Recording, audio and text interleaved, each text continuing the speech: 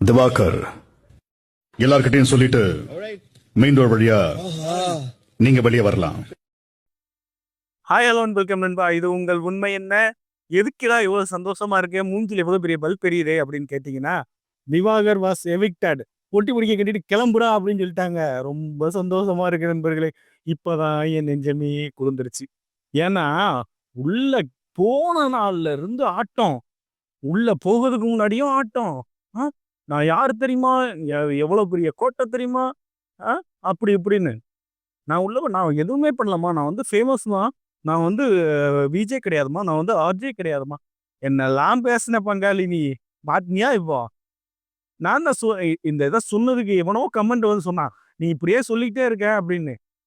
அவன் அவனெல்லாம் வச்சு நல்லா விஜய் டிவி வளர்த்து விடுண்டா, நீ தான் சும்மா பேசிக்கிட்டே கிடக்க அப்படின்னு. இன்னைக்கு ஒரு நண்பரோட சொல்லி தான் இருப்பேன், ரொம்ப வருத்தப்பட்டு இருந்தாரு. இன்னைக்கு ரிலீஸ் ஆன வீடியோல, அதாவது நீங்க இப்படியே சொல்றீங்க ப்ரோ, ஆனா அவனை தான் டைட்டில் நினைக்கிறாங்க போல இருக்குன்னு. ஏங்க, விஜய் டிவி அந்த கருமத்தை பண்ணுவாங்கன்னு நானும் நினைச்சேன். ஆனா பார்த்தா விஜய் டிவிக்கே ஒரு அறிவு கண்ணை திறந்துட்டான் எவனோன்னு நினைக்கிறேன். அதாவது போய் இந்த மாதிரி ஒரு எவிக்டடா நான் என் வாழ்க்கையில பார்த்ததே இல்லை. கேவலத்திலையும் பெரிய கேவலம். குய்யால எவ்வளவு பெரிய ஆளுன்னு புழுகிட்டு இருந்தான் தெரியுமா இவன். நான் பெரிய ஆளுமா, நான் வந்து பெரிய நடிகம்மா அப்படின்னு.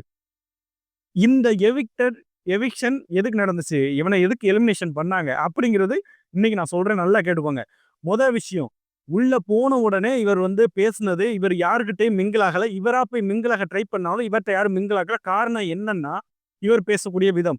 2வது, பெண்களுக்கு சேஃப்டி இல்ல அப்படின்னு சொல்லிட்டு சைலண்டாக கம்ப்ளைண்ட் ரைஸ் பண்ணியிருக்காங்க. அதாவது ஆன் கேமரா இல்ல, ஆஃப் கேமரால அங்க இருக்க டெக்னீஷியன்ஸ் சொல்லிட்டாங்க, இவரால எங்களுக்கு வந்து சேஃப்டி இல்ல, இவர் பார்க்குற பார்வை எதுவும் சரியில்லை அப்படிங்கிற மாதிரி பெண்கள் போட்டியாளர்கள் சைட்ல இருந்து கம்ப்ளைண்ட் பண்ணியிருக்காங்க. ஆண் போட்டியாளர்கள் சைட்ல இருந்து இவர் எங்களை ரொம்பவே தரக்குறைவா பேசுறாரு, இவரால வந்து மற்ற போட்டியாளர்களுக்கு வந்து ரொம்பவே ஸ்ட்ரெஸ் ஆகுது, நாங்க 100 நாள் உள்ள இருக்கணும், இந்த மாதிரி ஒரு ஆள் கூட இருந்தா நாங்க எப்படி இருக்க முடியும், அவர் பண்ணா பிரச்சனை இல்லை.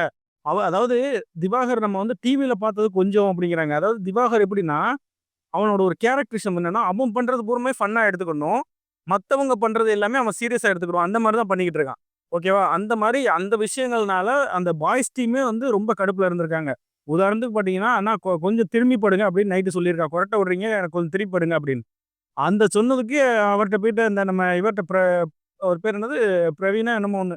அவர்ட்ட போயிட்டு சண்டை போட்டான். அவர்ட்ட சண்டை போடுமே அவர் செம்ம கடுப்பாயிட்டாரு.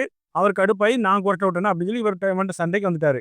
இப்போ ரீசெண்டா பார்த்தீங்கன்னா, இன்னைக்கு எபிசோட்லயும் நேத்து எபிசோட்லயும் வந்து அவன் அந்த மலையில வந்து பார்த்தீங்கன்னா, சட்டை போடாம, இதுவரைக்கும் பிக் பாஸ்குள்ள யாராவது சட்டை போடாம இதாகி பார்த்துருக்கீங்களா? பாலா அ கூட வந்து பார்த்தீங்கன்னா, ஃபைனல் வரை அவர் வந்து இதுல தான் இருந்தாருன்னு நெனைக்கிறேன். பனியன் ஏதாவது ஒண்ணு போட்டிருப்பாரு.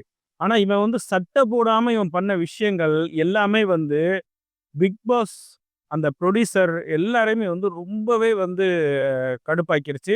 அதுவும் போக கேர்ள்ஸ் ஸ்விம்மிங் பூல்ல இருக்கும்போது கெமி தெரியும்ல உங்களுக்கு? கெமி வந்து கம்ப்ளைண்ட் பண்ணியிருக்காங்க மெயினா. கேர்ள்ஸ் ஸ்விம்மிங் பூல்ல இருக்கும்போது ஒரு இது இல்லாம இவன் போய் குதிச்சு அவங்கட்ட டிஸ்டர்ப் பண்ற மாரி, அவங்கள டிஸ்டர்ப் பண்ற மாரி திரும்ப திரும்ப பண்ணதுனால கடைசியில எவிக்ட் ஆயிட்டான். பொம்பள சோக்கு மாட்டிக்கிடுச்சு. ரொம்பவே சந்தோஷமான விஷயம். சந்தோஷத்த கொண்டாடுங்களே அப்படிங்கிற கணக்கு தான் இருக்கு. என்ன இன்னும் வெளியில வந்து இன்ஸ்டால என்னென்ன வீடியோ போட போறான்னா, இந்த விஜய் டிவி இருக்காங்கல்லம்மா, இவங்க வந்து ஃப்ராடு சேனல்மா. இவங்க வந்து என்னை கூட்டிட்டு போய் என்னை ஏமாத்திட்டாங்கம்மா.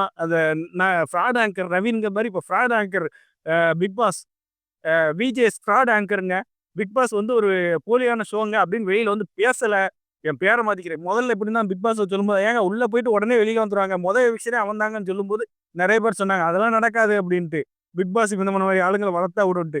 நடந்துருச்சா? இப்ப அடுத்து அதுவும் நடக்கும். ஓகே நண்பர்களே, இத சொல்லதுக்கு தான் நான் வந்தேன். என்ன விஷயங்கிறதையும் உங்கட்ட சொல்லிட்டேன். இதனால தான் அவன் எலிமினேட் ஆயிருக்கான்.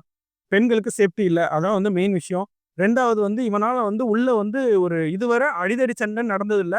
எப்போவாவது ரேரா நடக்கும். அதாவது ஒரு அந்த 100 நாள்ல ஒரு 60வது நாள், 70வது நாள் நடக்கக்கூடிய விஷயம், இவன் இருந்ததுனால சீக்கிரமா நடந்துருச்சு. அதனால வந்து பிக் பாஸ் ஹவுஸ்குள்ள சேஃப்டி காரணமாக, அதாவது கேர்ள்ஸ் சேஃப்டி ஒரு விஷயமும், பாய்ஸ் சேஃப்டி ஒரு விஷயமும், அந்த கண்டஸ்டன்டோட சேஃப்டி காரணமாக, சேஃப்டி வயலேஷன்ஸ் காரணமாக மட்டுமே திவாகர் எவிக்ட் செய்யப்பட்டார். அதுபோக இவன மாரி கிறுக்கனுங்கள உள்ள வச்சு ஒரு பிரயோஜனமும் இல்லன்னு அவங்களுக்கு தெரிஞ்சு போச்சு. இவன் கன்டென்ட் குடுக்க சொன்னா சண்டை மட்டும் தான் போட்டுக்கிட்டு இருக்கான்னு தெரிஞ்சு போச்சு. அதனால வெளியேத்திட்டாங்க. ஸோ இந்த மாரி குட் நியூஸு நான் சொன்ன எனக்கு மறக்காம ஒரு லைக்க போட்டுருங்க. உங்க ஃப்ரெண்ட்ஸுக்கு ஷேர் பண்ணிட்டு ஒரு சப்ஸ்கிரைபர் தட்டி விட்டுட்டு போங்க.